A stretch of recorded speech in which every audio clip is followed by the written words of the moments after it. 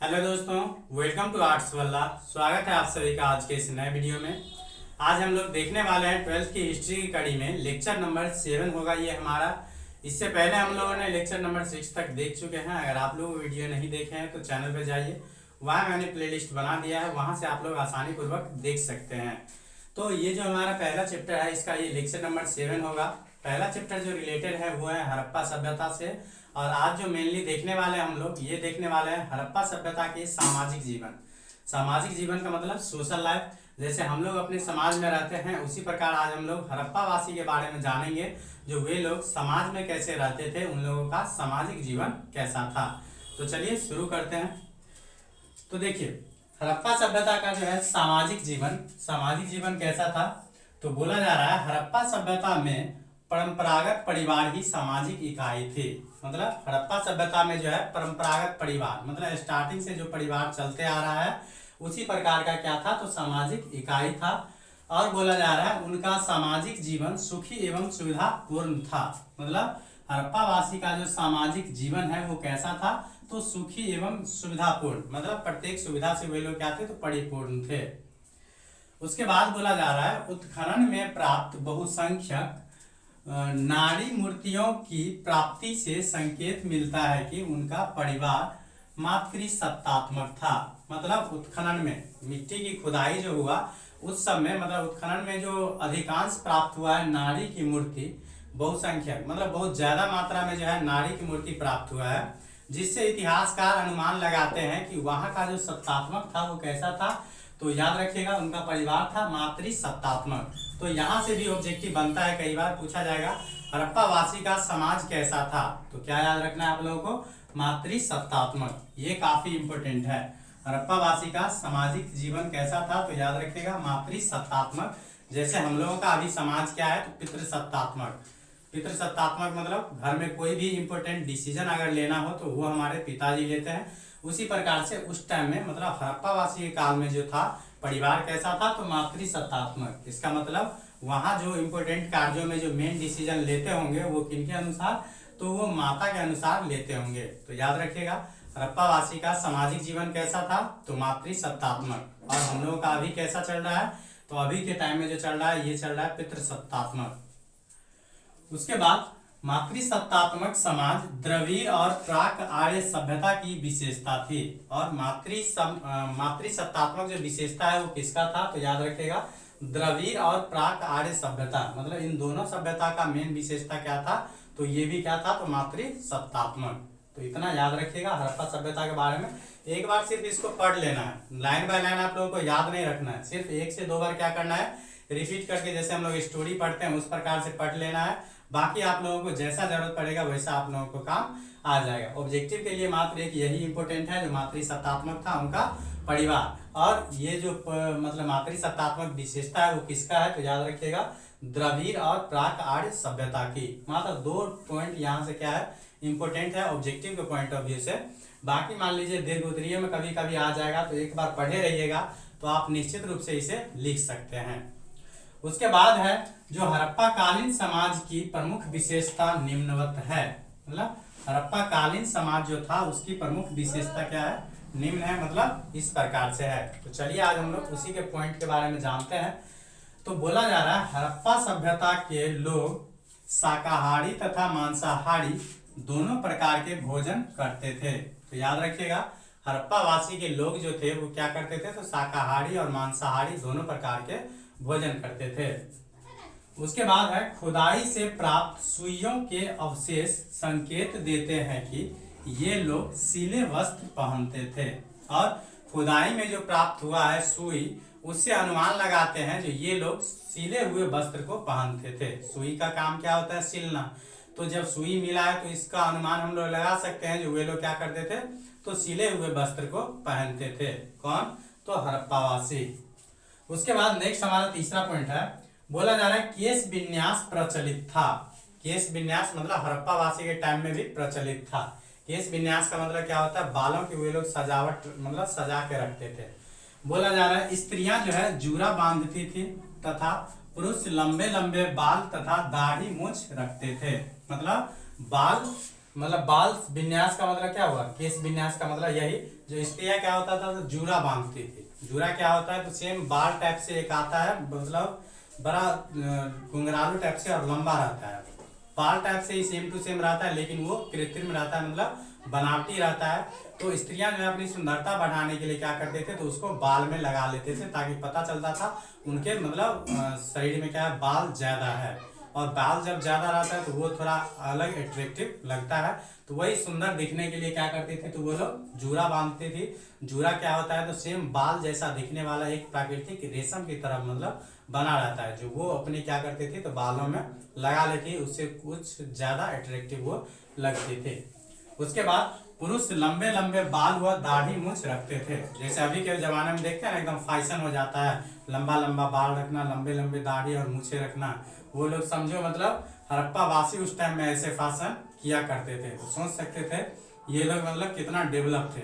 अभी जो लोग तुम लोग स्टाइल मार रहे हो ना, समझो ये सब कहाँ हड़प्पा वासी कब का मतलब ये सब स्टाइल करके छोड़ चुके हैं। तो समझ सकते हैं ये लोग मतलब कितना डेवलप थे उस टाइम में। उसके बाद बोला जा रहा है जो इस सभ्यता के लोग आभूषणों के शौकीन थे। आभूषण मतलब जेवर के भी शौकीन थे हड़प्पावासी लोग। बोला जा रहा है जो विविध प्रकार के आभूषण, जैसे में हो गया कंठहार, कर्णफूल, हंसुली। कंठहार मतलब कंठ में जो पहनने वाला हार होता है उसे बोलते हैं कंठहार। उसके बाद होता है कर्णफूल, कर्णफूल जो कान में पहना जाता है। हंसुली जो ये भी गला में पहना जाता है। उसी प्रकार से हो गया भुजबंद जो होता है हाथ में, कड़ा भी हाथ में पहना जाता है। अंगूठी जानते हैं आप लोग, अंगुली में पहनते हैं। उसके बाद कड़धनी होता है एक कमर के आसपास पहनने वाले। तो याद रखिएगा इस सभ्यता के मतलब हड़प्पा सभ्यता के लोग जो थे वो आभूषणों के क्या थे तो शौकीन थे, मतलब जेवर के काफी ज्यादा शौकीन थे। बोला जा रहा है विविध प्रकार के आभूषण, जैसे में याद रखिएगा कंठहार, कर्णफूल, हंसुली। उसके बाद हो गया भुजबंद, कड़ा, अंगूठी, करधनी आदि पहनते थे। इतना आभूषण समझिए वे लोग यूज करते थे हड़प्पावासी सब। उसके बाद नेक्स्ट हमारा 5 नंबर पॉइंट है। बोला जा रहा है श्रृंगार प्रसाधन के भी हड़प्पावासी शौकीन थे। श्रृंगार प्रसाधन के भी काफी ज्यादा शौकीन थे हड़प्पावासी। बोला जा रहा है मोहनजोदड़ो की नारियां जो है काजल एवं पाउडर आदि से भी प्रचलित थे। अभी जो मतलब काजल और पाउडर मतलब मेकअप जानते हैं ना, वो समझिए उस टाइम में भी वे लोग मतलब वहाँ की महिला मतलब मोहनजोदड़ो की महिला मेकअप करना जानती थी। इस प्रकार से मतलब काजल और पाउडर से परिचित थे, इसका मतलब क्या था वही मेकअप करना वे लोग भी जानती थी समझिए उस टाइम में। अभी जो मतलब मेकअप लगाते हैं इसको तो कम समझिए, अगर ये लोग नारी रहती तो समझिए क्या होता अभी। उसके बाद नेक्स्ट है जो शीशे, कंघे एवं तांबे के दर्पण का प्रयोग होता था। और उस टाइम में जो है मतलब शीशा, उसके बाद कंघे और तांबे का दर्पण। अभी जैसे हम लोग शीशा शक्ल देखने के लिए, चेहरा देखने के लिए करते हैं शीशा का यूज, उसी प्रकार से शीशे, कंघे और उसके बाद तांबे का दर्पण होता था देखने के लिए।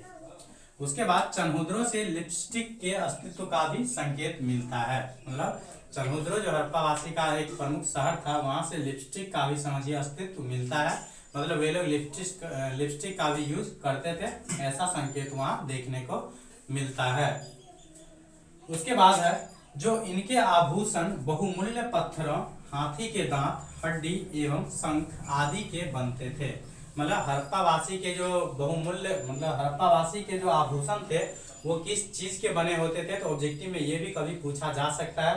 तो याद रखिएगा बहुमूल्य पत्थरों से मतलब कीमती पत्थर से, उसके बाद हाथी के दांत से, उसके बाद हड्डी एवं शंख आदि से बनते थे। तो ऑप्शन में कभी पूछा जा सकता है जो हड़प्पावासी के जो है मतलब आभूषण किस चीज के बने होते थे। तो ऑप्शन में मान लीजिए ए में दे देगा बहुमूल्य पत्थर, बी में दे देगा हाथी दांत, सी में दे देगा हड्डी और डी में दे देगा शंख, या चाहे डी में दे देगा इनमें से सभी। तो आप लगा सकते हैं इनमें से सभी। तो इस सब के लिए एक बार इस सब को देखना जरूरी रह जाता है। बाकी अभी के टाइम में जो सब्जेक्टिव पूछा जाता है वो पहले से थोड़ा हट के है। पहले क्या था तो बुक के जो लास्ट में दिया रहता था सब्जेक्टिव उसी में से पूछ लिया जाता था, लेकिन अभी के टाइम में जो सब्जेक्टिव आप देखिएगा वो मतलब थ्योरी से ही बना देता है। जैसे मैं इस टाइप से पढ़ा रहा हूँ तो इसी में से मतलब क्या करेगा आप लोगों को सब्जेक्टिव बना देगा।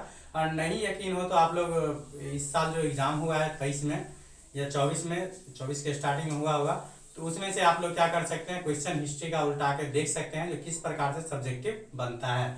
अगर इस टाइप से आप लोग 1-2 बार देखे रहिएगा तो आप लोगों को ऑब्जेक्टिव के साथ साथ सब्जेक्टिव में भी कोई दिक्कत नहीं होगा। उसके बाद नेक्स्ट हमारा है जो मिट्टी एवं धातुओं से निर्मित तरह तरह के बर्तनों का प्रयोग करते थे। मतलब मिट्टी और धातुओं से निर्मित जो है तरह तरह के बर्तन का उपयोग करते थे कौन? हड़प्पावासी। उसके बाद है जो फर्श पर बैठने के लिए चटाइयों के साथ साथ, मतलब फर्श मतलब नीचे में बैठने के लिए चटाई के साथ साथ क्या था? तो पलंग व चारपाई से भी परिचित थे। मतलब बैठने के लिए नीचे जो फर्श पे बैठते हैं उसके लिए चटाई के साथ साथ समझिए चारपाई और पलंग से भी वे लोग परिचित थे। मतलब चारपाई और पलंग का भी यूज करते थे हड़प्पावासी नीचे फर्श पर बैठने के लिए। उसके बाद नेक्स्ट है जो सैंधव निवासी आमोद प्रमोद के भी प्रेमी थे। आमोद प्रमोद मतलब क्या होता है? मनोरंजन के भी काफी ज्यादा प्रेमी थे। बोला जा रहा है पासा इस काल का प्रमुख खेल था। और उस टाइम में वे लोग मनोरंजन के लिए किस खेल का यूज करते थे? तो ये करते थे पासा का। जैसे अभी के बच्चे का मतलब ज्यादातर लत रहता है मतलब मोबाइल गेमिंग का, लेकिन मोबाइल गेमिंग काफी खराब होता है। इससे बेहतर होगा आप क्रिकेट कहीं जाके खेल लीजिए, कहीं फुटबॉल खेल लीजिए, वो सब आप लोगों को मेंटली के साथ साथ फिजिकली भी मतलब स्वस्थ रखेगा। लेकिन मोबाइल वाला गेमिंग काफी खराब रहेगा। तो अभी भी मैं सजेस्ट करूंगा जो दोस्त अगर मोबाइल गेमिंग से मतलब लत लगा हुआ है तो वो प्लीज उस सब को छोड़ दीजिए। उससे अच्छा होगा जो क्रिकेट या फुटबॉल खेल लीजिए, वो आप लोगों को शरीर के लिए मतलब काफी मतलब मेंटली और फिजिकली दोनों आप लोगों के लिए बेस्ट रहेगा। तो क्या करते थे? हड़प्पा निवासी जो है आमोद प्रमोद के भी काफी ज्यादा प्रेमी थे, मतलब मनोरंजन के भी काफी ज्यादा प्रेमी थे। और उस टाइम में जो है वो लोग मनोरंजन के लिए मतलब किस खेल का प्रयोग करते थे? तो पासा। और पासा का मतलब पासा जो है किस खेल का नाम है? ये तो हो गया किताबी। अपना भाषा में पासा को क्या बोलते हैं इसे आप लोग कमेंट में जरूर बताइएगा। उसके बाद नेक्स्ट हमारा पॉइंट है, ये है 9 नंबर। अगर आप लिख रहे हैं नोटबुक पे तो ध्यान से लिखिएगा, ये ऊपर वाला नहीं लिख लीजिएगा। ऊपर वाला इंट्रोडक्शन था उसको मैं रहने ही दिया हूँ। यहाँ तक आप लोगों को 8 पॉइंट लगभग हो चुका था, इसमें टोटल 11 पॉइंट था, इसलिए मात्र 3 पॉइंट अभी हम यहाँ लिखे हैं। ये कॉपी में ऐसा सेम टू सेम आप लोगों को लिखा रहना चाहिए, ताकि जब तक अगर पहला चैप्टर चले तब तक आप लोग उसको क्या करना है, एक बार के रोज मतलब सुबह शाम मतलब रीड कर लेना है। इतना ही में आप लोगों को एक एक पॉइंट याद हो जाएगा अच्छे से, वो भी। तो उम्मीद है समझ गए होंगे। वैसे पहला चैप्टर अंतिम की कड़ी में ही है, लगभग समाप्त होने ही वाली है। इसके बाद हम लोग इसका चैप्टर का मतलब इस चैप्टर के ऑब्जेक्टिव जो है काफी डिटेल में देखने वाले हैं। तो चलिए देखते हैं हम लोग। नेक्स्ट जो पॉइंट है हमारा, जो सिंधु घाटी में बहुत सारे खिलौने मिले हैं जो बहुत ही कौतूहलजनक है। मतलब सिंधु घाटी में जो है बहुत सारे ऐसे खिलौने मिले हैं जो काफी ज्यादा मतलब कौतूहलजनक है। कौतूहलजनक मतलब आपके मन में कई सारे डॉट मतलब उत्पन्न कर देते हैं।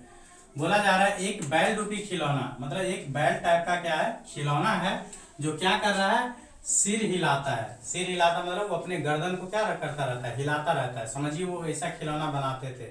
इसका मतलब उसके पास कुछ ना कुछ टेक्नोलॉजी होगा, कुछ अलग टाइप का मतलब सोच होगा, उसके बाद ही ऐसा खिलौना बना पाते हैं।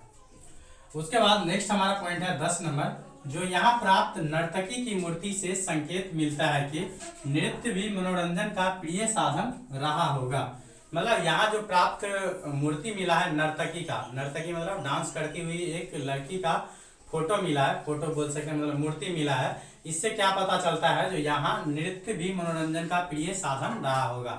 मतलब यहाँ मनोरंजन का प्रिय साधन क्या रहा होगा, नृत्य मतलब डांस भी रहा होगा, तभी ना डांस करती हुई लड़की का मतलब मूर्ति मिलता है। उसके बाद बोला जा रहा है गाने बजाने के भी शौकीन थे, और ये लोग गाने बजाने के भी काफी शौकीन थे। जब डांस करते हैं तो गाना बजाना होगा तभी जाकर डांस करेंगे ना। तो डांस करती हुई मतलब लड़की का मतलब मूर्ति मिलना क्या पता चलता है, जो यहाँ मनोरंजन का साधन एक वो भी होता होगा। उसके बाद नेक्स्ट हमारा है 11 नंबर पॉइंट और लास्ट आज का, जो मछली फंसाने के कांटे एवं मुहर पर तीर से हिरण को मारते दिखाया जाना। मतलब मछली फंसाने का कांटा भी मिलता है, नजर आता है, और मुहर पर क्या था, तो तीर से हिरण को मारते हुए दिखाया जाना।